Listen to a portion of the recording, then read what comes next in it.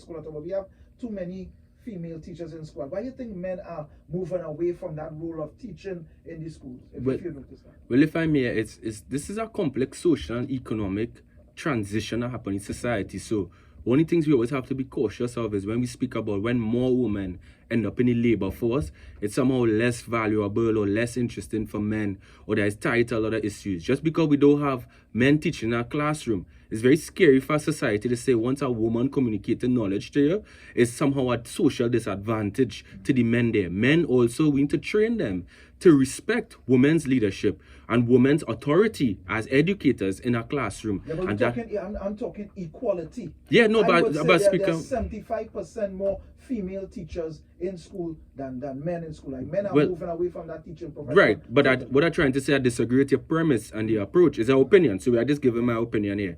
So yes, teachers, we have more of that. Principals, they are certain level in terms of the balance, and this is an ongoing conversation about how men stand in the teaching labor force. Do we benefit more as a society where we have more men involved? Of course.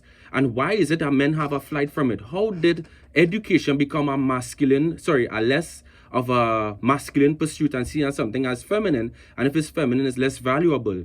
And when we don't look at the education outcomes where men fall, in the Caribbean, as many as 1/3 of the young men who write CXCO levels could fail English A, which is a compulsory subject. We need to invest to ensure that young men, even though there are alarming rates for girls as well, to ensure that young men participate so they have equal footing in the economy. At the end of the day, the role of a teacher is a job, not just a metaphor to bring stability to boys and girls, or how we think about genders representing society.